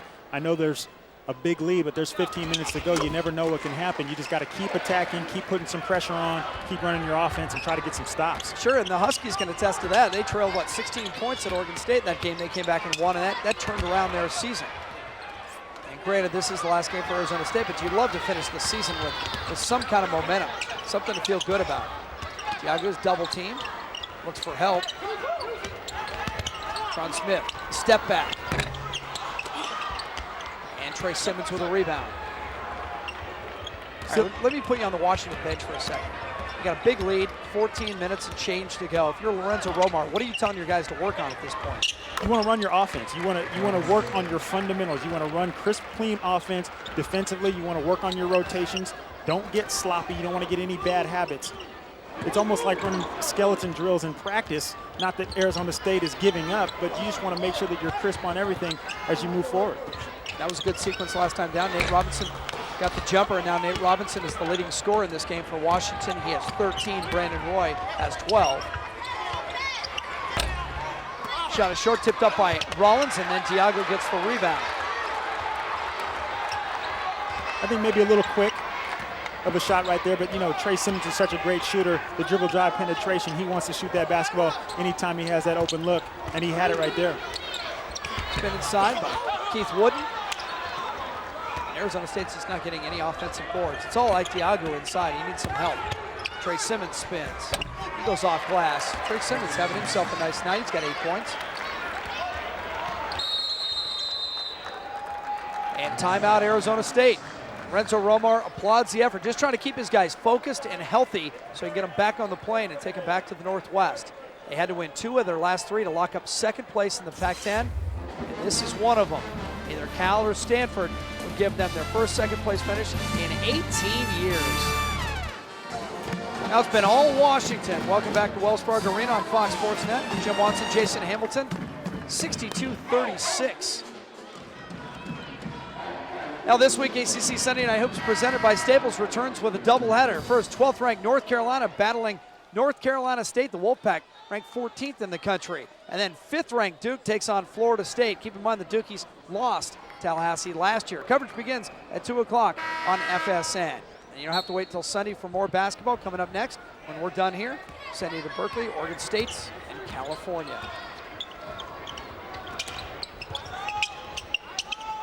Arizona State shooting just 31% from the field. Washington, 51%. You can look at the score yourself. Stevie Moore, excuse me, Tron Smith. Tron Smith coming off such a tough year, broken nose, pneumonia, but he's battled like most of this team has all year, coming out with a nice little jumper right there. Tron Smith, a freshman. Welcome to college basketball. Had his nose broken early, missed like 9 games. Yeah, not the most ideal scenario coming into college. Probably with that kid, you know, you have big aspirations, and then some injuries happen throughout the year, but probably nothing he expected quite like that. I know it'll be a surprise to you with my Tom Cruise movie Good Looks, but I've had my beak broken 3 times, and every time trying to rebound inside. You know what? That's amazing. Guards are always the guys that get it. Big guys throwing elbows. Fortunately, I never got my nose broke, so I have to tell you. You know, the first 2 you can understand, but after 2, what was I doing now? Rollins knocks down that free throw. 64-38 for Washington, exactly what they wanted tonight. They were looking for an easy win. They played well. Everybody's healthy, knock on wood. They kept this crowd out of the game, and Arizona State has never been in it. Doing everything well, shooting over 50% from the field, 17 of 20 from the free throw line. It's 85%. Inside Rollins, just Matador defense, and he couldn't finish it. And Nate Robinson set him up beautifully right there. That's how you want to run the break if you're a guard. Hakeem Rollins just a little bit short. Yagu's got 24 points now.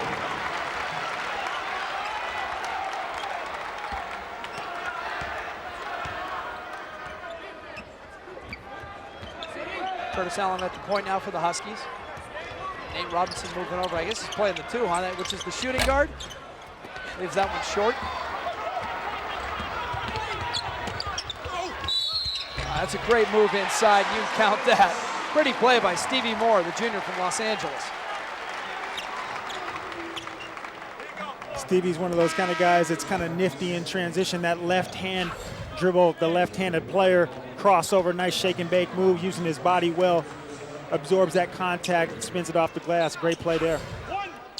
Well, with the exception of Jamal Hill, Arizona State's not going to lose an awful lot this year. They have a lot of underclassmen who get a lot of minutes. Jason Braxton is a junior. Keith Wooden is a freshman. Diagu's only a sophomore. Kevin Kruger at the point is a freshman. So there is something to build on for Rob Evans. And you mentioned they've had injuries, they've had problems, they've had setbacks. It's just been an awful year for them.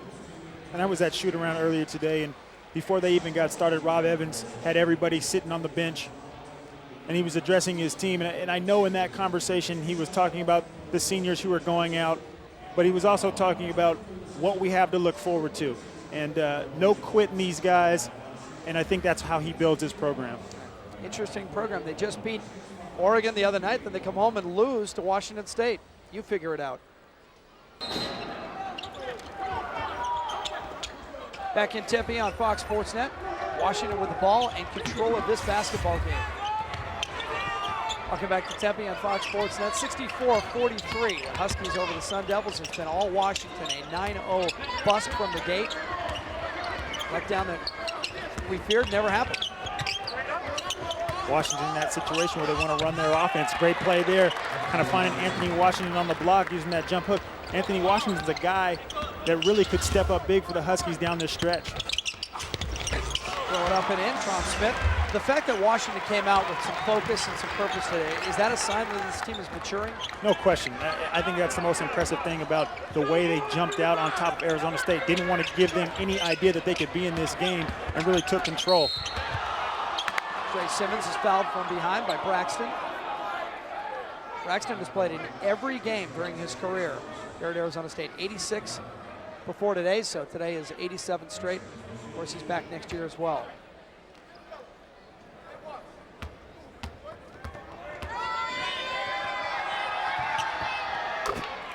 Trey Simmons makes another free throw. Washington's just been outstanding at the stripe. 18 of 21. 86% as a team from the free throw line. That's Curtis Allen numbers at the free throw line. That's hot. Curtis Allen shoots 86% from the free throw line. That is the best in 102 years of Washington basketball. Now bank it in and a chance for a 4-point play. Stevie Moore. Wow. Stevie Moore, that left-handed sweet stroke right there, kind of spotting up in that right-hand side of the court. Trey Simmons, probably not the best thing to do to foul a three-point shooter, especially with a 20-plus lead, but gets his hand in there. Stevie Moore has an opportunity to get 4.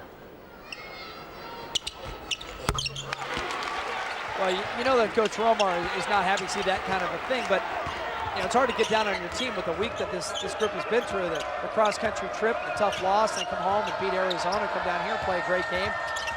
You know, he might want to just back off a little bit and let these guys have a little fun the last 10 minutes here. That's why I like to see Anthony Washington right here on the block. You know what, that's not a bad shot. He's a guy that really needs to get it going, and right now they have an opportunity to give him the basketball. Foul away from the ball. That was Tron Smith trying to back some people out underneath.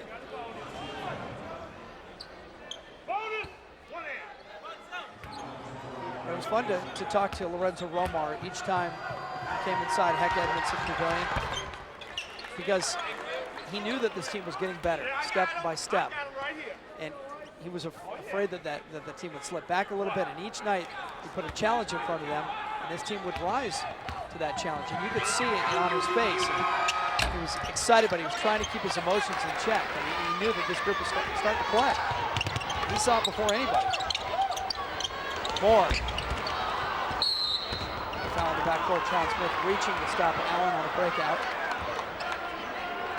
And just to talk a little bit more about that, Lorenzo Romar, he did a great job early in the year, kind of held his team at bay. No one panicked like we talked about, but like you said, he gave them those challenges. They stepped up, and these guys, those main 4 or 5 guys on the team, they have so much heart. They carry the load for this team. No one was going to give up, especially with that start, and now they're reaping the benefits of playing with so much confidence. Mike Jensen comes back into the game. He's got 4 fouls. Hakeem Rollins goes out. Give me a couple things the Huskies need to work on the last week of the season against Cal and Stanford. Obviously, you're going to play those games to win those games, but you have one eye on Los Angeles in the Pac-10 tournament. Where would you like to see this group improve? Well, first of all, they got to take care of business. You know, you don't want to look too far ahead. You got Cal first. You don't want to look at Stanford and say, hey, we have a chance to upset the #1 team in the country. You got to take care of business first and go with Cal. You know what's great about finishing the season against #1 Stanford? They have absolutely earned that opportunity. No question about that. You know, it's great to see the #1 and #2 team in the Pac-10, if it goes there, to play the last game of the season, although Stanford's lead is so significant, it doesn't mean anything in terms of Pac-10 standings. But if Washington could win that game, they might have a little bit of a psychological edge if they do face each other, maybe potentially in the finals of the Pac-10 tournament. Now, that's looking way ahead, but, you know, that's what we're doing. Yeah, that best 10-game stretch in school history. We keep saying they've won 9 out of 11 because that other game, of course, North Carolina State out of conference. And I thought that game was a great measurement. On the road, a tough place to play. North Carolina State ranked 14th in the country. And it was an absolutely winnable game. And in a tough place to play. The RBC Center, where North Carolina State hadn't lost a game, still hasn't lost a game all year. You know, there's really no moral victories, but a good performance. Simmons is fouled from behind, and he'll go to the free throw line. This has been an ugly game for fouls. 47 combined fouls between these two teams. That's like a pickup game. Call your own. When you're calling your own, that's right. 47 fouls. Like they just want to get on on a bus and get on a plane and go home. And when they get back to Seattle, it's amazing what has happened in that town because of this team. All of a sudden, people are breaking out their Washington basketball sweatshirts that haven't seen the light of day in 3 or 4 years. A little bit of pride coming back in the Husky Nation.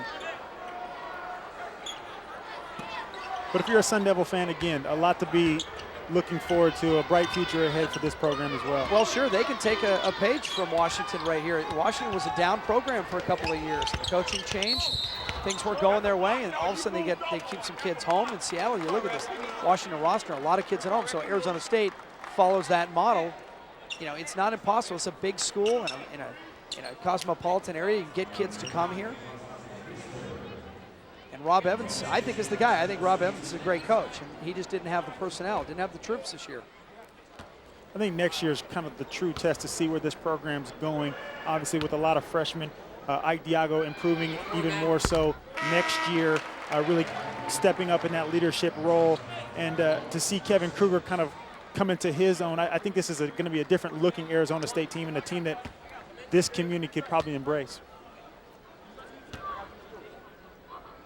There's your Pac-10 standings right now. Stanford at the top at 16-0. Washington in second place, first time in 18 years because of the big victory Thursday night at the McHale Center.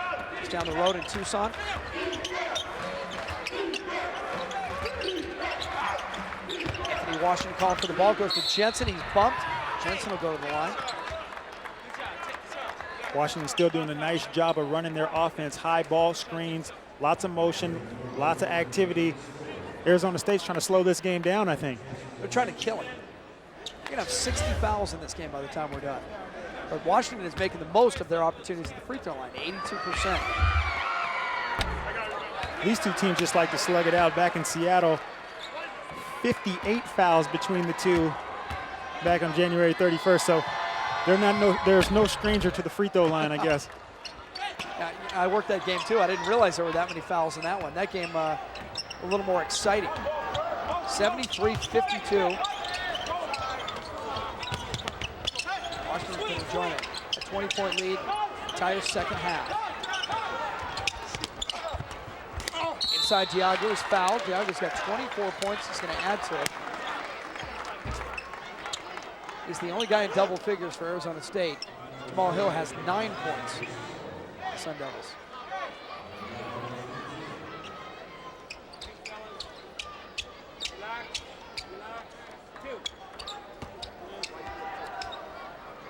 Diago, if you joined us a little bit late, has set a Pac-10 record for made free throws. One more, guys. He eclipsed the mark set by Mel Counts at Oregon State back in 1964. In fact, if you go to a game in Corvallis, there are 4 jerseys hanging up on the wall. One of those says Counts. Never noticed that. That's how good he is. That's because when you played, you kept your nose down. You were looking at the crowd. You were serious. It's because I couldn't dribble. It's like, you know, you're 3 and 4, I got to watch the ball. Diago makes another free throw. Diago was 11 of 14 from the free throw line. He's got 25 points in the game. And that's the thing about Ike Diago. And people watching this game, you won't even really notice he's getting all those points. That's why he's a candidate for Pac-10 Player of the Year. But it's what's going on around him that has been the downfall kind of this year. No one else really stepping up, no one in that double-digit scoring range that can put pressure on the outside. Tron Smith for 3. A couple of bounces on the iron, wouldn't go. Put back, wouldn't go. And Junior, excuse me, it's Femini. And another look at it. Jamal Hill throws it up and in, and he's got 11 points. Good stick-to-itiveness by Arizona State. You know, once you don't succeed, try again. And right there, 3 or 4 opportunities bouncing around, they finally got one. Well, if you're a young player, you know, this is your chance to impress Rob Evans and say, look at this, coach. I'm going to play hard for you, no matter what the score is, no matter what's at stake. Remember that when we get back at this in a couple of months. And these guys really will take no time off. It's not like that anymore. It's a couple of weeks maybe, and right back at it, getting conditioning. And oh, yeah, you don't want to give up that conditioning. Get back all those line drills? I don't think so.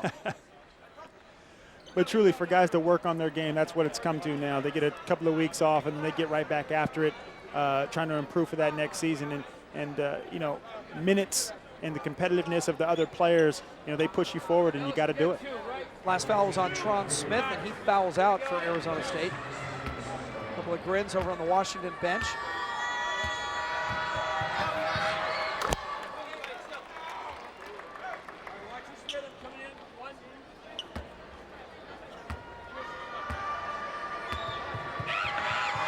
Now, this might have been exactly what Washington needed. Romer on that coaching staff done such a tremendous job. Ken Bone, Cameron Dollar. And they kind of needed a quote-unquote night off, because every night that they stepped on the court, it's gone down to the final buzzer and sometimes into extra time. No easy nights for them. Braxton, hesitation on the baseline and scores. Coach Romer doesn't have too many grays, so he's trying to keep the gray away. This is a good game for him. Missed by Conroy. Rebound. Arizona State. Kruger for three. That's a little bit of the future right there. That's a freshman. Only the third three-ball of the night for the Sun Devils. And they cut it to 17. The crowd getting a little excited, thinking, all right, what the heck, we're here. Let's make some noise. Knocked away by Hill. And give the Sun Devils a lot of credit. They didn't fold to 10.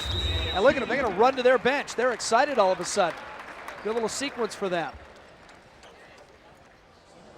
Akeem Rollins, Trey Simmons for Washington, and a 17-point lead for the Dogs. Pac-10 basketball is brought to you by Pepsi. It's the cola. Well, it's nice in the desert, but not too warm. High of about 68 today, but they're expecting a storm rolling in, more rain. Lorenzo Romar and the Huskies with a 17-point lead with 7:41. They have four guys in double figures: Brandon Roy, Rollins, Nate Robinson, and Trey Simmons.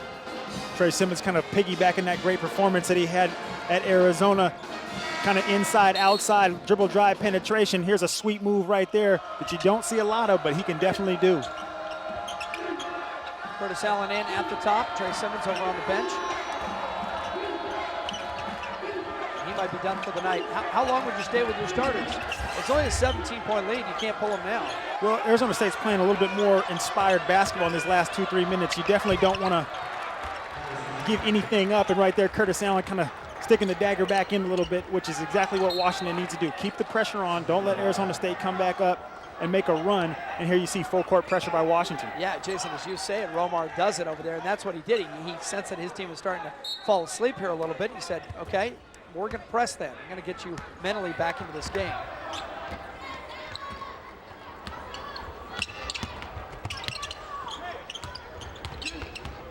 Washington exactly 50% from the field right now. Arizona State 41%. Those numbers continue to creep closer to one another. Stevie Moore inside the left-hand finish.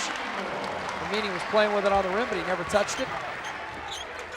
And that's a basket that Arizona State was not getting early in the first half. Dribble drive penetration. As you see, Washington gets called for some kind of offensive foul. Yeah, Conroy on the screen.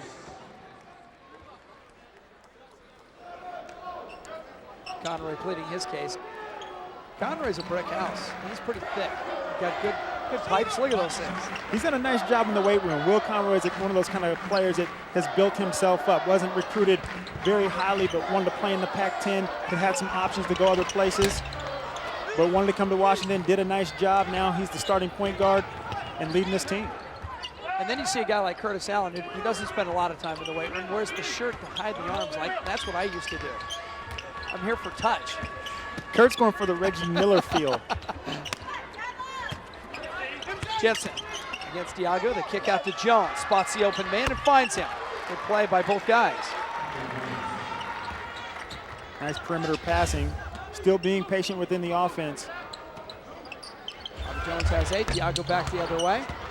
Here come the Dogs on a run. Bobby Jones, as Conroy gives it up and swatted away from behind by Stevie Moore, and he's going to be called for the foul. The crowd doesn't like it. No runoff.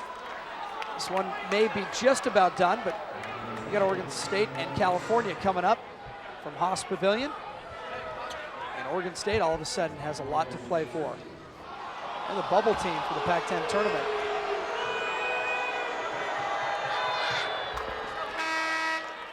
As you see Will Conroy hit that free throw. That's one thing you like about the Pac-10, yes, it doesn't have the dominating teams it's had in the past, but all the teams are competitive. And the Pac-10 tournament is going to be a great tournament because there are so many teams that can beat each other, that have swept each other, that maybe you have a better record than or a worse record than, but it's going to make the games interesting.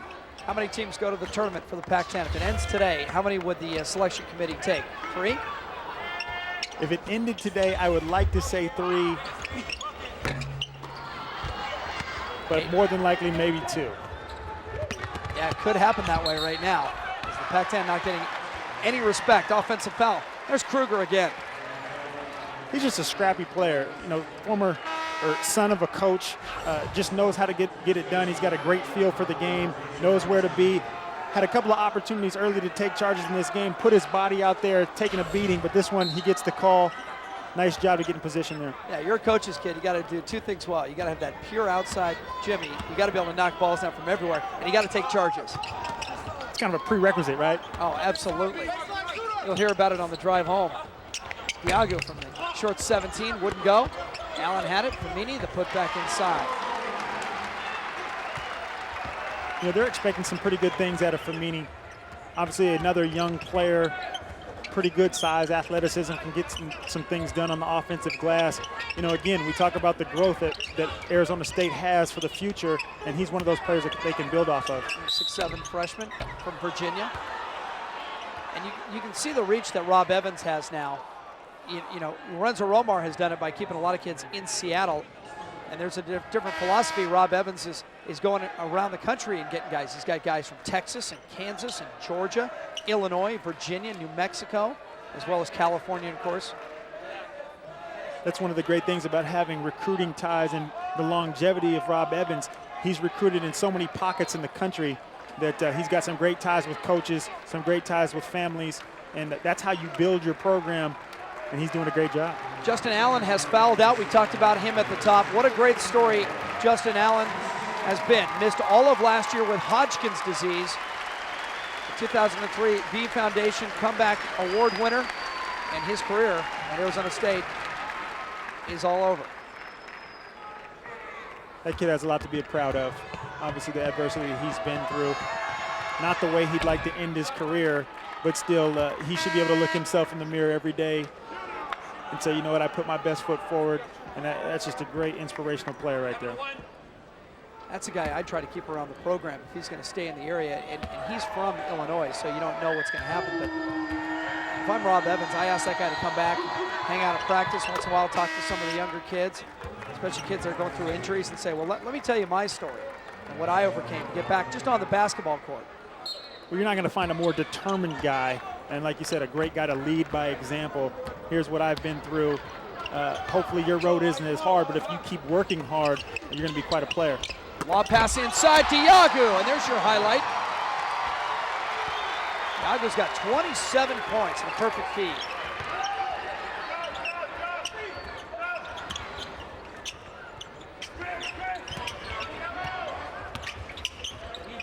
Lorenzo Romar going to his bench. Hans Gasser in the game. Hasn't seen much Pac-10 action. I think 2 games so far this year in Pac-10 play, but with 4:24 remaining in this game, says, you know what, let's put the young guy in, get him some experience, get him ready for next year. Diago rejecting Mike Jensen. Diago's got a complete game. He scores, he rebounds, he plays defense, he blocks shots. And he'll run the floor too. I like Ike. He's not going to give up anything easy. There's no question about that. Well, he's the face of this program right now. They're going to recruit guys to put around him. And, of course, try to keep him here for another 2 years. The lob inside to Roy. Remember that play when they get to the Pac-10 tournament. That's just pure athleticism right there, to be able to hang in the air one-handed and come up with that one.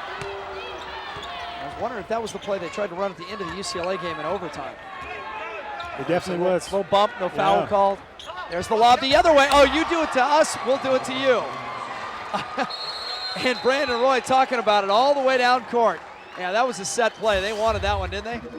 That's just great communication between 2 players. The eye contact, nothing verbal, just the sweet eye contact right there, saying once you come off that, It's going up. Use your athleticism and send it in. Help me out here. You look at your point guard. You're out on the wing. What do you give him? You give him that little nod, that little up nod? It's just that one little eyebrow raise, that little crease that goes up there. Nate Robinson gives that to him. I'm going to throw it up. And Nate Robinson has to deliver the ball, but I like the way Nate lobs because he fires it to the rim. And Brandon Roy taking off from outside the block. You know, he's got that big vertical leap. He's going to talk about it. Big-time athleticism. Yeah, some guys from the point, they'll throw this big loopy lollipop in there, and the guy's off the ground trying to hang in the air for it. Fire that ball to rim and let the guy go get it. And when you have guys that can jump that well, they're going to go after the basketball. Make that beeline pass. Let him do what he wants with it if he's got that creativity in the air. Yeah, you and I were talking at the break. Early in the season, this team, Washington, just had an awful game against Wyoming. Yeah. And yet here they are. I mean, how do you make that huge jump? Well, they're clearly not the same team that they used to be. That's what you play those non-conference games for, to get better and get better. And there's no question Washington has improved over the course of the last 2-3 months. And now they're in a great position for postseason play. That Wyoming game, they were down something like 30 during that game. And you wondered, oh, it's just going to be a terrible year for Washington basketball. Not so. They absolutely spun the table.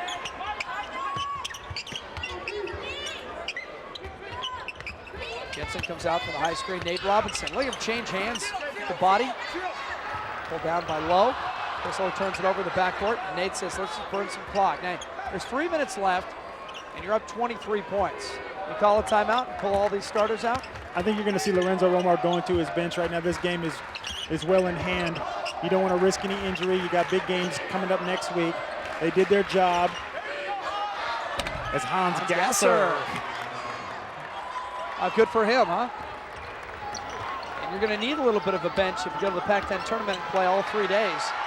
You're going to play 3 games in about 60 hours. That's when you know if the conditioning program has worked. Kruger, the pump fake, steps in. It's still a 3, offline. Low the hustle, throws it back into Femini. Good active play on the glass by Lowe. Femini there to kind of pick up the scraps, using a good soft touch with that jump hook. Don't forget, Oregon State of California is coming up next on Fox Sports Net. And Oregon State, for those of you who haven't seen them lately, that's a pretty good ball club. David Lucas is tremendous. And Sakarakis will shoot 3s as soon as he steps over the midcourt line. He's got to shoot a 30-footer if he's open. That's Craig Elo range, right? Jensen from the corner, wouldn't go. Rebound, Nate Robinson as they change positions. Nate throws up a whiff. They'll just laugh about that on the plane. Washington has not shot well from outside the arc tonight, 3 for 14. And that's what's amazing, that they still managed to put 91 points on the board. I told you before, second highest scoring team in the Pac-10 and the highest at UW since 1972. Hit the 100 mark a couple of times this year. One of the great things about this Washington team is they have different guys that can do it on different nights. There's not one guy that you see have 20 every single night. You see Nate Robinson go off, you see Brandon Roy go off, you see Trey Simmons go off. The list goes on and on. Will Conroy has done great things, but here the bench it's time to get empty right now as you see some of the guys that don't get a lot of opportunities to play come in the game. Yeah, for both teams. Both can empty the bench. Try to set some of these guys as we go.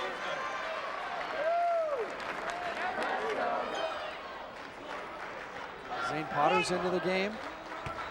How about Brandon Burmeister, Mercer Island kid.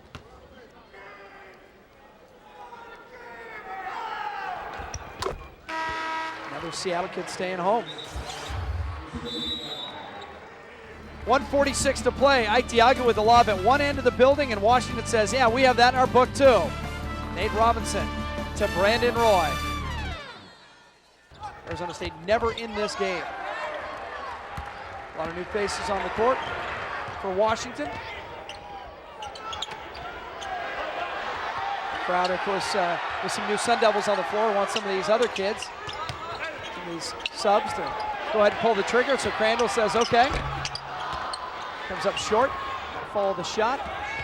Go the other way for Washington, Zane Potter. That's Burmeister for 3, and he banks it in. It's Saturday night, but the bank's open. He'll take it any way he can get it right now. Good look there from the Mercer Island native. There's Jamal Hill. He's on a big night. Jamal Hill now with 14 points. And the fourth 3 of the night for Arizona State. Neither team shot at all well from outside. But overall, an impressive victory by Washington. They did the things they needed to do. They jumped out early. They never let Arizona State really get back into the game. And they took care of business. There's Hill again. Short, he follows his shot. He and Burmeister get tangled up. Gasser watches it go out of bounds. The crowd wants Goldman to get a shot, a senior. They want him to get his last look at the basket.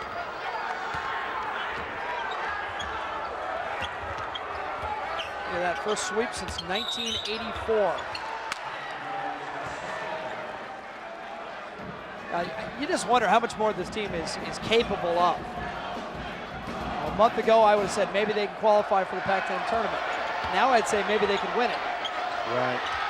Goldman throws it up with 15 seconds. The crowd was begging for it. He got the green light. There's Potter. Potter with the crossover and the finish. Oh, look at the Washington bench loving it. He's got a big grin on his face. Zane Potter from Oregon.